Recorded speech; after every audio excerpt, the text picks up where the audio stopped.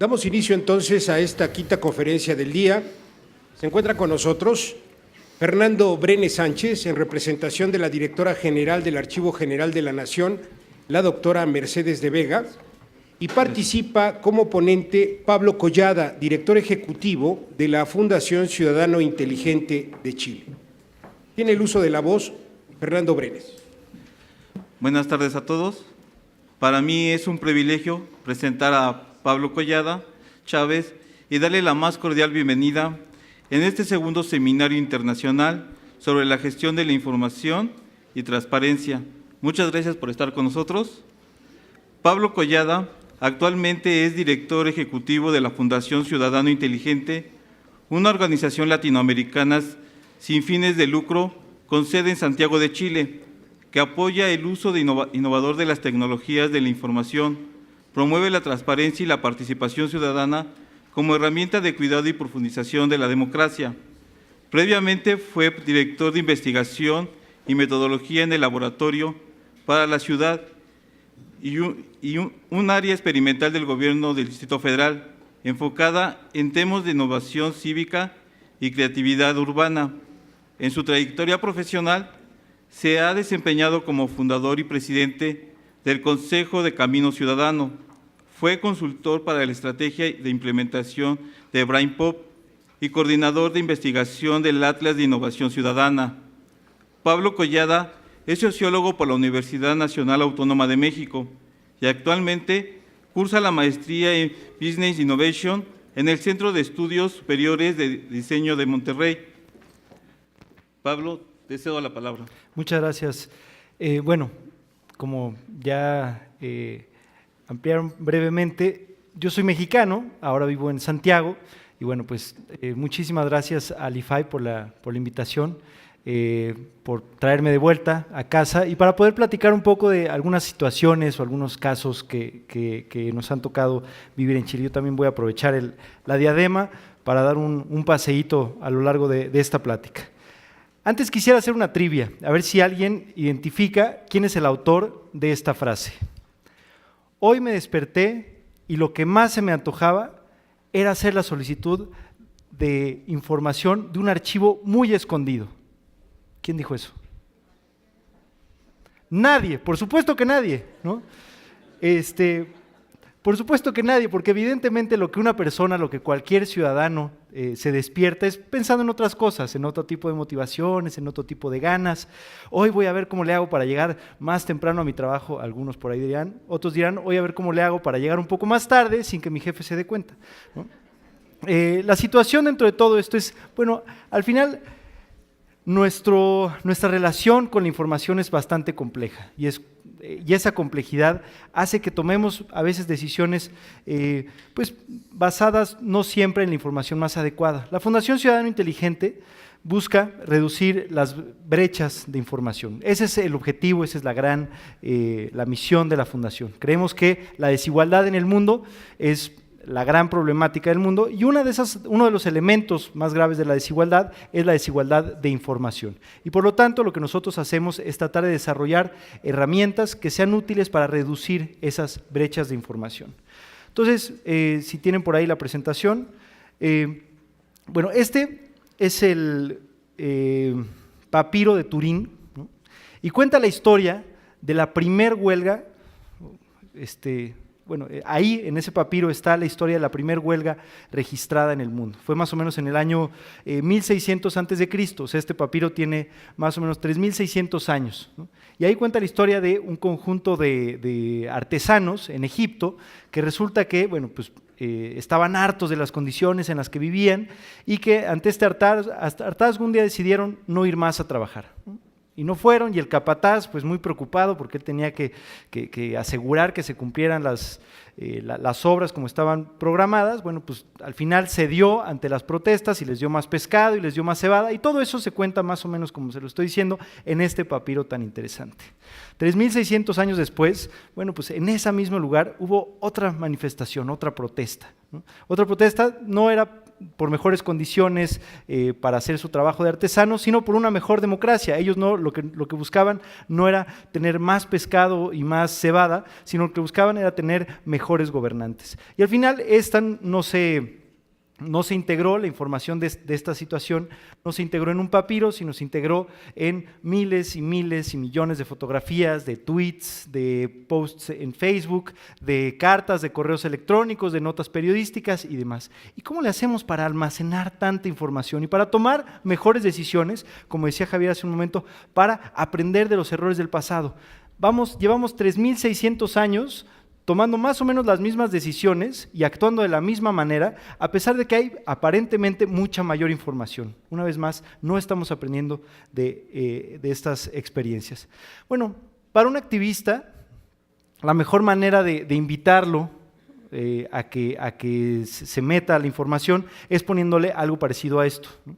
Cuando un activista, cuando alguien que busca temas de transparencia, que trabaja en temas de corrupción y demás, cuando le ponen un documento parecido a bueno, haz de cuenta que lo están invitando y lo están llamando a solicitar más información. Y a pesar de que la información puede estar más o menos organizada de esta manera, o que tengas que transitar más o menos un escenario como bueno, pues mucha gente está dispuesta a hacerla, mucha gente está dispuesta a acercarse a la información y a tratar de manejarla en un formato más accesible. Y eso es lo que nosotros en la Fundación hemos tratado de hacer desde hace 5 años que se fundó la organización, ¿no? Y aquí un poquito lo que estamos tratando de pensar es lidiar y tratar de tomar decisiones menos desesperadamente y más a partir de una visión de la gestión del cambio, ¿no? Entonces voy a hablar un poquito de esa necesidad, o sea, al final, ¿por qué es importante la información? ¿Por qué es importante el conocimiento? ¿Por qué es importante tomar mejores decisiones? Bueno, pues justamente para transformar de una manera mucho más eficiente, mucho más efectiva, mucho más pensada,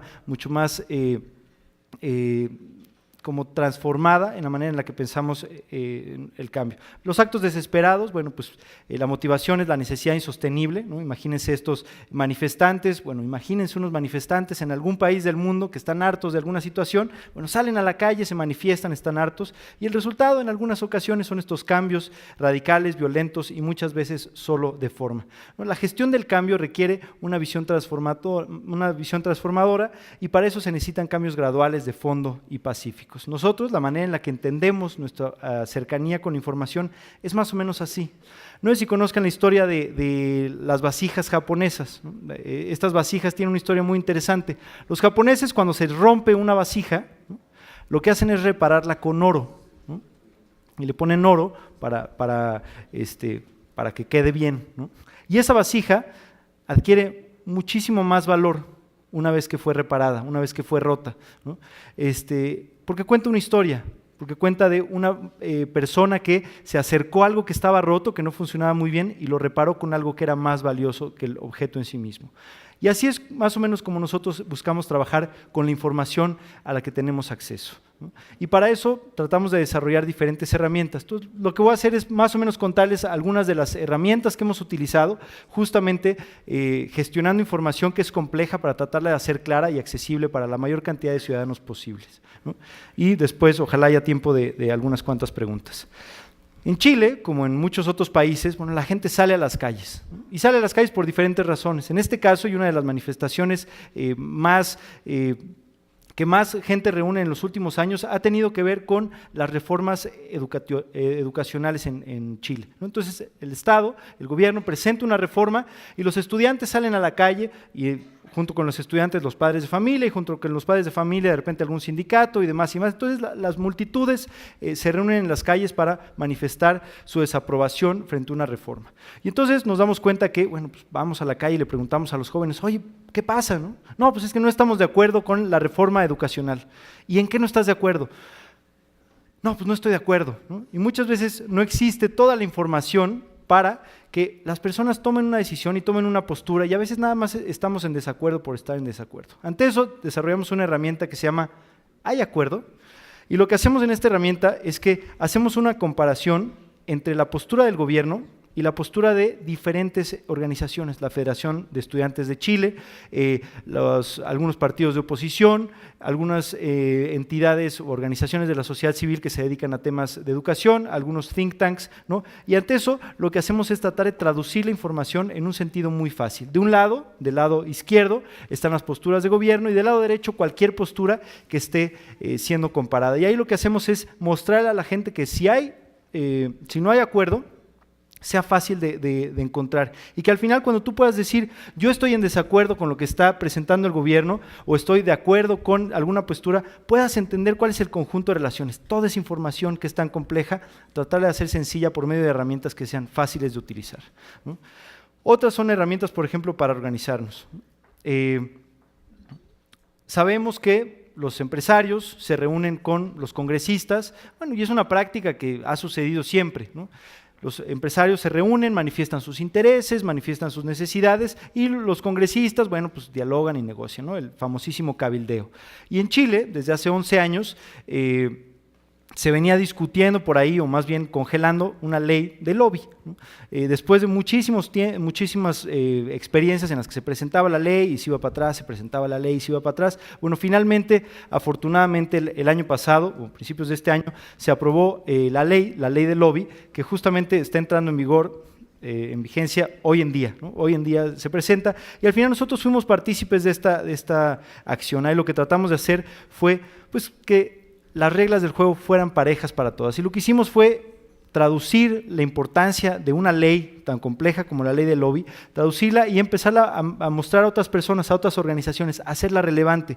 Logramos el acompañamiento o el apoyo de decenas de organizaciones de Chile y de varios países del mundo para que le dijeran a los congresistas, oye, nos interesa esta ley. Finalmente ya se aprobó, entra en vigencia, una experiencia muy interesante y me parecía relevante poner esta historia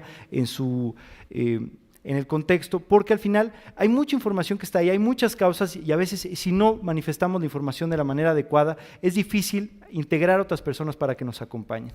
Una herramienta importante para decidir. En las democracias, bueno, el acto quizá más fundamental de participación, por lo menos en el diseño de las democracias, es un momento cúspide en el que requieres mucha preparación, requieres mucho trabajo, requieres mucho esfuerzo como ciudadano y llega el momento en el que tienes que tomar una decisión y muchas veces lo que haces es dejarlo un poco a la suerte, ¿no? Y lo que nos dimos cuenta es que ante las votaciones, las elecciones, mucha gente estaba tan harta de tanta información que pues ya al final le daba un poco igual. Y el acto de votar, ese acto tan esencial, bueno, pues, se dejaba en manos de otras personas, de algunas personas más organizadas o de la suerte. Entonces hicimos una herramienta que se llama Vota Inteligente, a propósito de todas las situaciones inteligentes que hay en el mundo, pues buscábamos que la ciudadanía tuviera mejor información para votar más inteligentemente. Lo que dijimos es, a ver, una vez más, respecto al tema de la gestión de información, ¿no? Y tratándolo de llevar a otro ámbito diferente. Hay muchísima información allá afuera cada vez que hay una elección y todos lo vivimos, cada vez que se viene una elección de presidente, de congresistas, de autoridades locales, etcétera, ahí está la información, es demasiado agotador, nadie se va a meter a buscar toda esa información, porque es agotador, ¿no? Porque es aburrido inclusive, ¿no? Entonces, ¿cómo le podemos hacer para cambiar la lógica en la que tomamos la decisión? Y lo que hicimos en esta herramienta fue no poner toda la información de todos los candidatos, sino hacer un cuestionario como una revista, digamos, Cosmopolitan, ¿no? Que te dicen, a ver, ¿tú qué tipo de novio eres, ¿no? Y entonces te hacen una serie de preguntas y tú vas respondiendo a cada pregunta y al final del test te dicen qué tipo de novio eres, ¿no? O algo así. Entonces lo que hicimos fue, poníamos diferentes elementos de la agenda pública, ¿no? A ver, la agenda económica, ¿no? La agenda en términos laborales, la agenda educativa, la agenda internacional. Y tú, sin saber quién decía qué, ibas votando por cada uno de estos elementos y al final te decía cuál es tu media naranja política, ¿no? Y entonces lo que buscábamos era darle una herramienta diferente por medio de una administración más accesible y más atractiva de la información para que un ciudadano pudiera tomar una decisión más informada, ¿no? Otro elemento, por ejemplo, para evaluar. Siempre pasa, bueno, en Chile todos los años bueno, los presidentes, cuando terminan su proceso electoral, cuando ya fueron elegidos, dicen, yo en mis primeros 100 días de acciones, estas son todas las promesas que voy a hacer. Y así cada año van haciendo sus propias promesas para el año siguiente. Promesas que muchas veces nadie revisa qué tanto se cumplieron o no. Y cuando el presidente le toca informar, dice, bueno, cumplimos todo porque somos maravillosos y lo hacemos todo muy bien. Y nos dimos cuenta que en muchas ocasiones esta información no necesariamente era clara y no necesariamente era fácil de acceder a los medios de verificación para ver si en realidad los gobiernos estaban haciendo lo que estaban diciendo que iban a hacer. Y armamos esta herramienta que se llama del dicho al hecho. Y básicamente de lo que se trata es de medir el cumplimiento de la gestión pública. Y lo medimos de una forma muy sencilla. Bueno, aquí están las promesas realizadas por la presidenta en sus primeros 100 días y nosotros evaluamos que sería el 76,9%. Así fue lo que nosotros evaluamos. Por ejemplo, veíamos el tema de equidad de género, que cumplió en los primeros 100 días el 83%, ahí fueron las primeras 3 propuestas vinculadas a la presentación de leyes, y en cada una de las propuestas poníamos el medio de verificación, ¿no?, que nos daba razón de que había cumplido o que no había cumplido. ¿Por qué es importante tener ejercicios como este? Al final nadie, un ciudadano común, no se va a meter a buscar esa información. Lo ve en el periódico y tal vez es importante, tal vez no es importante, tal vez le es relevante o no es relevante. Nosotros lo que hacemos todos los días justamente es tratar de tomar esta información que es compleja, que es difícil de acceder, que es difícil de entender y convertirla en herramientas que sean accesibles para la ciudadanía, para que diga, bueno, pues aquí me doy cuenta por medio de una metodología muy sencilla de si la presidencia está o no está haciendo las cosas de manera adecuada. Al final tiene que ver con una problemática y no con el puro hecho o la pura necesidad de utilizar información, de acompañar. Bueno, salimos a la calle y le preguntábamos a la gente, oye, ¿qué piensas del Congreso? ¿Qué piensas de tu Congreso? Y en muchas ocasiones lo que nos dijeron fue algo como esto, como lo que está en la pantalla, ¿no?, que los congresos eran esos espacios como enmurallados, donde detrás de esas grandes murallas había mucha gente o había algunas personas que tomaban decisiones y que esas decisiones nos afectaban a todos, pero que en realidad era difícil acceder a esa información. Y empezamos a acceder o a tratar de acceder a la información del Congreso. Y la realidad es que nos encontramos durante muchos años con puros PDFs, ¿no? Y ahí por medio de diferentes herramientas nos poníamos a scrapear la información y a tratar de hacerla accesible para la ciudadanía. Bueno, ¿cuáles son las leyes que se están votando? ¿Cuál es la historia de estos procesos legislativos, etcétera, etcétera? No podíamos acceder a la información abierta. Tras muchos años de estas negociaciones políticas, un día alguien dijo en la fundación, oigan, y si vamos y mejor platicamos con la gente de informática del Congreso, pues a ver cómo nos va. Creo que no tardamos más de 6 meses y ya teníamos toda la información abierta en formatos accesibles y lista para hacer un portal de monitoreo parlamentario, ¿no? Fue un proceso muy interesante y lo que hicimos fue básicamente utilizar toda la información que se estaba generando en el Congreso y ordenarla pensando en 3 usuarios, ¿no? Primero, en el usuario periodista, ¿no?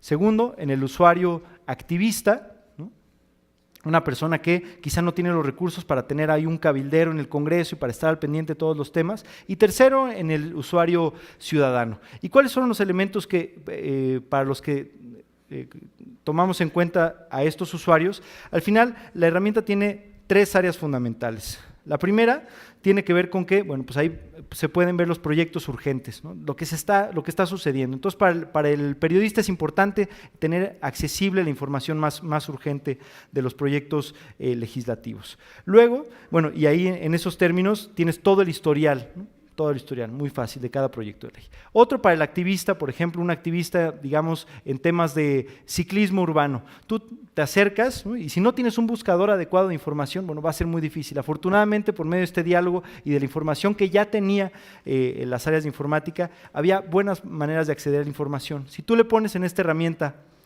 ciclismo o bicicletas, ¿no?, te van a salir todas las leyes vinculadas a ciclismo o a bicicletas y tú te puedes suscribir a esa ley, quizá una ley que está activa, y te va a mandar una alerta cada vez que haya algún tipo de transformación en esta ley. Esto es para los activistas que trabajan en esos temas y que no pueden estar al pendiente todo el tiempo. Si algo se mueve, me van a avisar, ¿no?, y ese aviso quizá detone algún tipo de movilización o demás. Una vez más, es poner la información en los formatos más adecuados respecto a una necesidad concreta que tiene una persona. persona. Y finalmente, para la ciudadanía, bueno, ahí tenemos, por ejemplo, los perfiles de cada uno de los parlamentarios con las diferentes leyes que han trabajado, que han presentado, glosarios, y tenemos un elemento que es también un espacio para hacer preguntas directamente a tu congresista. Y esto ha sido una herramienta interesante. La gente pregunta, las preguntas son públicas, ¿no? Toda la gente lo puede ver, y las respuestas nuevamente también son públicas. Entonces la gente puede ver lo que otras personas le han preguntado a los congresistas.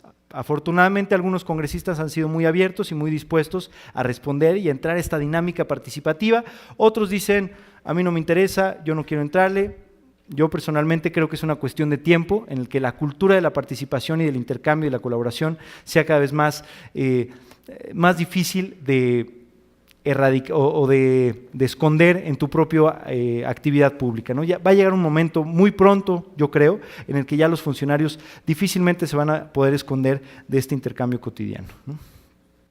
Otra herramienta que me parece importante, o más bien en el pensamiento de cómo trabajamos en las herramientas que creamos, un día nos pusimos a platicar con organizaciones de todo el mundo que desarrollaban tecnología cívica, ¿no? Que desarrollaban tecnología para hacer monitoreo parlamentario en África o en Inglaterra o en Taiwán, ¿no? Y nos dimos cuenta que muchas personas estaban desarrollando tecnología muy similar, ¿no? Y que pues eso costaba mucho dinero y le estábamos dedicando mucho tiempo y que no estábamos siendo eficientes como organizaciones para eso. Entonces creamos un modelo más bien como de cubos, ¿no? Que se llama Poplas.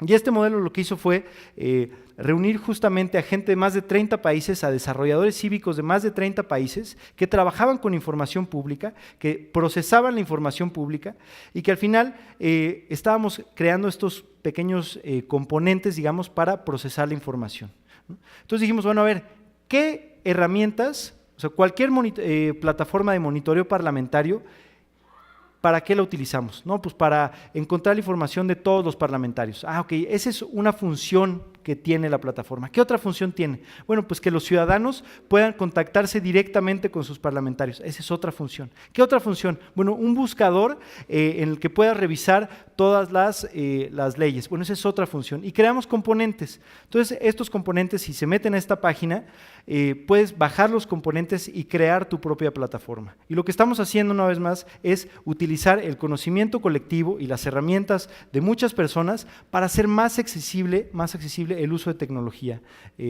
para el manejo de información.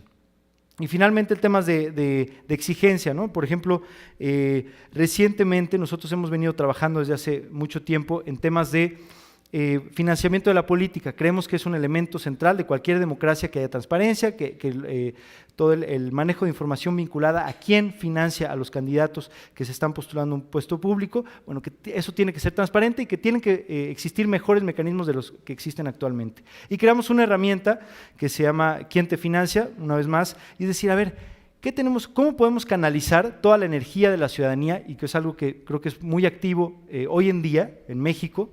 Hay mucha gente que está descontenta, que tiene muchas ganas de decir algo, de hacer algo y de manifestarse, y a veces no tenemos las herramientas adecuadas para gestionar la información, el esfuerzo, la energía de esa gente, ¿no? Creo que es importante mencionar el tema de gestión de la información en diferentes vías y diferentes mecanismos. La ciudadanía, ese gran músculo lleno de cabezas, bueno, también necesita organización en la manera en la que se manifiesta y en la manera en la que plantea sus solicitudes. Nosotros dijimos, a ver, si queremos una transformación en la manera en la que se financia la política, estas 5 personas son esenciales, ¿no? Son los senadores que están en la Comisión de Constitución en Chile y ellos tienen la posibilidad de echar adelante ciertas cuestiones en términos legislativos. Y lo que hicimos fue invitar a la gente a que les dijera, oye, queremos una transformación. Afortunadamente se ha abierto la discusión, están ahora corriendo diferentes leyes, ¿no? O propuestas de ley para modificar la manera en la que se financia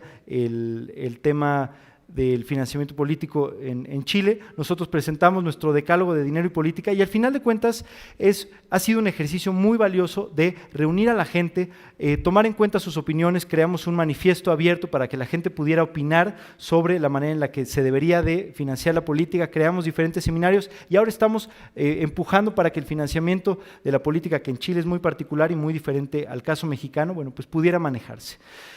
Con esto básicamente concluyo una serie de casos, ¿no?, que tienen que ver con acercarnos a la manera en la que se toman las decisiones en el ámbito público, cómo la gente, cómo la ciudadanía puede acercarse y entender mejor esa información. Cómo la gente puede organizarse para tomar mejores decisiones sobre un acto político que es el ejercicio electoral. Cómo la gente puede entender mejor toda la información vinculada a una reglamentación o a una ley que le va a afectar como una reforma educativa. Todos esos son mecanismos que desde la sociedad civil nosotros también tenemos una tarea enorme de gestionar la información y hacerla accesible. Si tú te metes a las leyes, a los reglamentos, a los discursos públicos, muchas veces te vas a llevar de topes y vas a acabar muy frustrado porque no entiendes, porque no está claro cómo eso te afecta. Nosotros como organización, y creo que es una de las labores de varias de las personas que están aquí, nuestra labor es ir traduciendo toda la información que nos es relevante para que la ciudadanía justamente se motive a participar. Desde hace rato empezaron y en varias ocasiones han hablado de la importancia del gobierno abierto. Sí, el gobierno abierto es un sueño maravilloso, ¿no? Ayer me tocó estar en una discusión en el InfoDF justamente a propósito de temas de gobierno abierto, y yo lo que decía es, el gobierno abierto es un sueño maravilloso que ya se terminó ese sueño. Y ahora nos toca afrontar la realidad del gobierno abierto y la realidad de que un discurso sobre temas de apertura, sobre temas de transparencia, sobre temas de participación y de colaboración suena muy bien, nadie te va a decir que no. Es en la implementación donde la cosa se pone complicada, ¿no? Y nosotros como ciudadanos, si queremos participar, tenemos que tener mejores herramientas para participar. Y si como funcionarios queremos que los ciudadanos participen mejor, entonces también tenemos que proveer la información de maneras mucho más claras, más transparentes y que sean útiles y que tengan que ver con la manera en la que la gente toma decisiones y que tengan que ver con la manera en la que la gente se motiva para participar, ¿no? Creo que esta idea que hemos tenido desde hace muchos años y que se puede ver en diferentes implementaciones de leyes de transparencia, de que la ley per se y de que haya ciertos mecanismos, y lo han dicho varias personas, no solamente lo he dicho yo, que tener buenos sistemas de información no es garantía de que sean utilizados adecuadamente, de que deriven en una ciudadanía no solamente más informada, sino más participativa y más responsable, ¿no? Y creo que hacia eso es hacia donde apunta el trabajo de nosotros, el trabajo de muchas de las personas que están aquí, y al final para nosotros esta idea de gestión de información tiene que ver con llevar la información a la gente que no le llega, a la gente que no accede a ella de maneras más fáciles y hacerla accesible en su lenguaje, en sus herramientas tecnológicas y en sus tiempos, ¿no? Muchas gracias y bueno, cualquier pregunta, por favor. Muchas gracias a Pablo. Muchas gracias a Pablo por su intervención. Comentando un poco de lo que él habló, toda esta información que está disponible tiene que estar administrada por y soportada en archivos. O sea, los archivos son parte fundamental para administrar toda esta información y si no la tenemos organizada, difícilmente vamos a poder accesar a estos medios, ¿sí? El que nosotros la tengamos en cualquier soporte, en soporte físico o electrónico, no exime que la tengamos organizada. Es muy importante que la documentación esté clasificada, esté organizada, esté conservada, que las dependencias y las instituciones cuenten con espacios dignos para los archivos, en los cuales se pueda tener acceso a ellos y podamos responder a todas las solicitudes, las solicitudes de información, a toda esta parte de rendición de cuentas, ¿sí? Entonces es muy importante que los archivos son parte clave de toda esta información. Dentro de las preguntas que tenemos aquí, que me acaban de pasar, son dos, que le voy a leer a Pablo, y la primera es, ¿de qué manera las herramientas que se utilizan forman una ciudadanía más participativa que pudiese iniciar en el desarrollo de la democracia? Bueno, justamente ese es, y me voy a regresar un poquito al tema del jarrón japonés, ¿no? Creo que muchas personas hoy, y creo que hoy quizá como nunca, hemos puesto en cuestionamiento este sistema de gobierno que nos rige, ¿no? Las democracias, ¿no? Y que creo que cada vez más estamos seguros de que las democracias están llenas de fallas y tienen muchos resquebrajamientos en los modelos de participación. Y se ha dicho en muchas ocasiones que hoy en día tenemos un modelo de gobierno que fue diseñado en el siglo XIX, ¿no? Que tiene instituciones creadas en el siglo XX, pero que está tratando de dialogar con ciudadanos del siglo XXI, ¿no? Y con herramientas justamente del siglo XXI. Entonces, en esos términos, creemos que en tanto la democracia todavía tiene muchas fallas, muchas rupturas, ¿no? Mi idea, desde la Fundación Ciudadano Inteligente, no es tratar de tirar la democracia como un sistema de gobierno, a veces me gustaría, pero creo que no es la manera en la que estamos abordándolo. No queremos romper las democracias, queremos que esas rupturas que tienen las democracias puedan ser completadas con oro, y ese oro, creemos, lo tiene la ciudadanía. Pero la ciudadanía no va a llegar así solita, motivada, emocionada a participar en los procesos de participación de los gobiernos. Tiene que ser fácil, tiene que ser accesible. Esa es la función de nuestras herramientas, justamente mostrar algunas fallas que creemos que son vitales en la manera en la que los gobiernos toman las decisiones, en la que los gobiernos manifiestan sus posturas, y que ahí, en esas fallas, buscamos que la gente entre con su pedacito de oro para llenar esos huecos, ¿no? Y esas son las herramientas que tenemos, por medio de facilitar los procesos electorales, por medio de entender mejor los procesos legislativos, por medio de entender cuáles son las discusiones sobre las reformas que más afectan a la ciudadanía en su conjunto, ¿no? Esos diferentes elementos: información, decisión, construcción colectiva, etcétera. Ok, muchas gracias. La siguiente pregunta es: ¿qué herramientas recomiendas para hacer un análisis o estudio en el tema de información y transparencia? Bueno, la realidad es que hay muchísimos estudios sobre herramientas de información. De hecho, por ahí si conocen a alguien del IFAI que esté en la gestión de la plataforma de solicitudes de acceso, por ahí si me lo presentan, me gustaría conocerlo, porque nosotros vamos a arrancar un estudio justamente en los próximos 2 años sobre herramientas de acceso a la información, ¿no? Hemos trabajado mucho tiempo en esto. De hecho, nosotros desarrollamos una herramienta en Chile a propósito, y fue uno de los elementos con los que se creó la fundación. En Chile se presenta la Ley de Acceso a la Información, las leyes de transparencia, y entre que se crea o se pone en vigencia la ley y que se tiene un portal adecuado, en nuestra óptica adecuado, pasó bastante tiempo. O sea, el Consejo para la Transparencia, que hoy en día tiene un portal muy robusto, que se tardó un buen rato en llegar a esa estructura. Nosotros, en ese momento, justamente veíamos que había una resquebrajada en este tema de acceso a la información, y nosotros hicimos nuestra apuesta y nosotros pusimos ahí una herramienta que se llamó en su momento Acceso Inteligente, y lo que hacíamos era tratar de suplir una carencia que existía por parte del Estado para atender las solicitudes de información. O sea, la gente que quería acceder a la información era muy difícil, tenía que ir cada uno a diferentes entidades, no había una herramienta que agregara las posibles solicitudes. Nosotros creamos esta herramienta que se llamó en su momento, Acceso Inteligente. Tuvimos más de alrededor de 5,000 solicitudes, y fue en un inicio una herramienta para motivar a que la gente solicitara información, ¿no? Una vez más, creo que estamos en este momento en el que ya pasamos la primera etapa importante de las leyes de acceso a información, ¿no?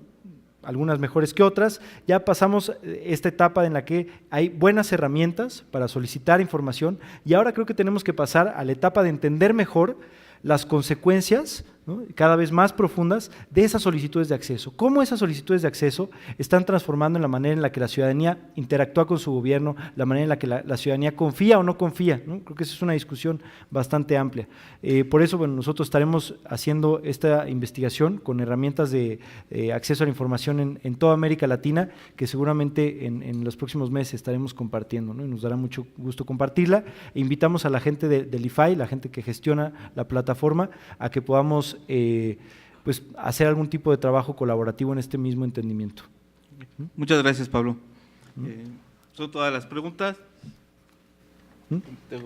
Perfecto, pues muchas gracias. Muchas gracias. Ahí está, bien, bien.